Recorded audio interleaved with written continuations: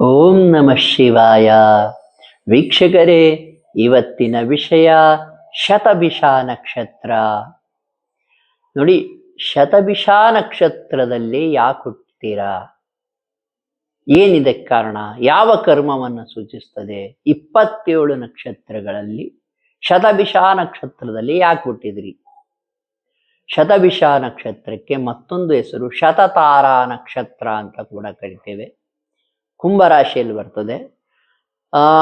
ರಾಹು ಗ್ರಹದ ಆಧಿಪತ್ಯದಲ್ಲಿ ಈ ನಕ್ಷತ್ರ ಇರ್ತದೆ. ಪ್ರತಿ ಗ್ರಹಕ್ಕೂ 3 ನಕ್ಷತ್ರಗಳು ಬರ್ತವೆ. ಆರಿದ್ರಾ ನಕ್ಷತ್ರ, ಸ್ವಾತಿ ನಕ್ಷತ್ರ, ಶತಭಿಷ ನಕ್ಷತ್ರ. ಈ 3 ನಕ್ಷತ್ರಗಳು ಕೂಡ ರಾಹು ಗ್ರಹದ ನಕ್ಷತ್ರಗಳಾಗಿರ್ತವೆ. ಇನ್ನು 27 ನಕ್ಷತ್ರಗಳಲ್ಲಿ ಈ ನಕ್ಷತ್ರದಲ್ಲಿ ಯಾಕೆ ಹುಟ್ಟಿದ್ರಪ್ಪ ಅಂದ್ರೆ, ಶತಭಿಷ ನಕ್ಷತ್ರದಲ್ಲಿ ಹಿಂದಿನ ಜನ್ಮದಲ್ಲಿ ನೀವು ನಿಮ್ಮ ಅಜ್ಜಿ ಅಂದರೆ ತಂದೆಯ ತಾಯಿಯ ಸೇವೆಯನ್ನು ಚೆನ್ನಾಗಿ ಮಾಡಿರಲ್ಲ. ಅವ್ರಿಗೆ ನಿಮ್ಮಿಂದ ಮನಸ್ಸಿನ ಬೇಜಾರಾಗಿರ್ಬೋದು, ಅಥವಾ ನಿಮ್ಮಿಂದ ಅನ್ಯಾಯ ಆಗಿರ್ಬೋದು, ನೀವು ಅವ್ರ ಸೇವೆ ಚೆನ್ನಾಗಿ ಮಾಡದೆ ಹೋಗಿರ್ಬೋದು. ಒಟ್ಟಾರೆ ಮನಸ್ಸಿನ ನೋವಾಗಿದ್ರೆ ಅವರ ಆಶೀರ್ವಾದ, ಅವರ ಅನುಗ್ರಹ ಚೆನ್ನಾಗಿ ಇಲ್ಲದೆ ಇದ್ರೆ ನಿಮಗೆ, ನೀವು ಶತಭಿಷ ನಕ್ಷತ್ರದಲ್ಲಿ ಹುಡ್ತೀರಾ. ಇನ್ನು ಶತಭಿಷ ನಕ್ಷತ್ರದ ಬಗ್ಗೆ ಮತ್ತೊಂದು ವಿಚಾರ ಹೇಳ್ಬೇಕಂದ್ರೆ, ಶತ ಅಂದ್ರೆ 100, ಶತತಾರ ಅಂತ ಕೂಡ ಕರಿತೇವೆ. 100 ನಕ್ಷತ್ರಗಳ ಗುಂಪು ಇದು ಶತಭಿಷ ನಕ್ಷತ್ರ ಅಥವಾ ಶತತಾರ ನಕ್ಷತ್ರ. ಇನ್ನು ಶತತಾರ ನಕ್ಷತ್ರದವರು ಅಥವಾ ಶತಭಿಷ ನಕ್ಷತ್ರದವರು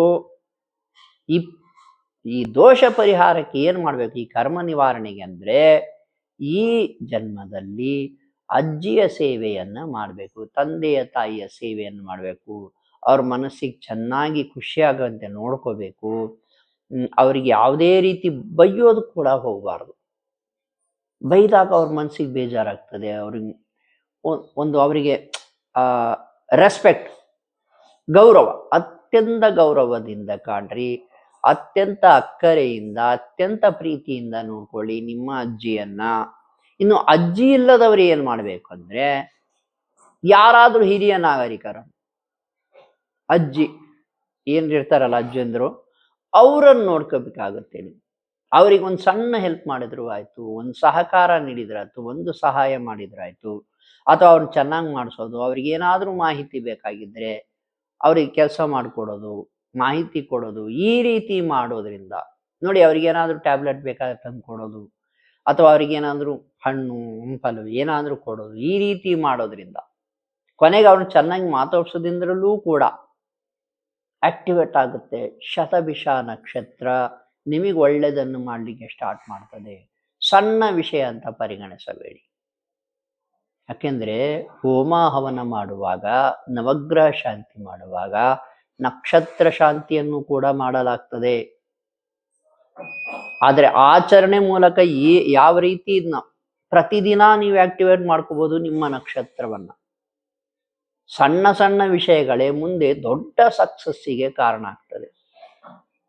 ನೀವು ವೀಕ್ಷಕರೇ, ನೀವು ನಮಗೆ ಕರೆ ಮಾಡಿದ್ರೆ ತುಂಬಾ ಸಣ್ಣದೊಂದು ಮಂತ್ರ ಹೇಳ್ಕೊಡ್ತೀನಿ, ದೊಡ್ಡ ಸಕ್ಸಸ್ಸಿಗೆ ಕರ್ಕೊಂಡು ಹೋಗ್ತದೆ. ನಿರಂತರವಾಗಿ ಧ್ಯಾನ ಮಾಡ್ಬೇಕು, ನಿರಂತರವಾಗಿ ಬಿಡಂಗೇ ಇಲ್ಲ. ಸಕ್ಸಸ್ ಬರೋ ತನಕ ಬಿಡಂಗಿಲ್ಲ, ಅಥವಾ ಸಕ್ಸಸ್ ಬಂದ ಮೇಲೂ ಬಿಡಂಗಿಲ್ಲ. ಆ ಮಂತ್ರ ಹೇಳ್ಕೊಡ್ತೀನಿ. ಈ ರೀತಿ ಸಣ್ಣ ಸಣ್ಣ ವಿಷಯಗಳೇ ದೊಡ್ಡ ಸಕ್ಸಸ್ಸಿಗೆ ದಾರಿ ಆಗ್ತದೆ. ಯಾವುದನ್ನೂ ಕೂಡ ಉದಾಸೀನ ಮಾಡಬೇಡಿ. ಇದೇನ್ ಬಿಡಪ್ಪ ಅಂತ ಅನ್ಕೊಳ್ಳಿಕ್ಕೆ ಹೋಗ್ಬೇಡಿ.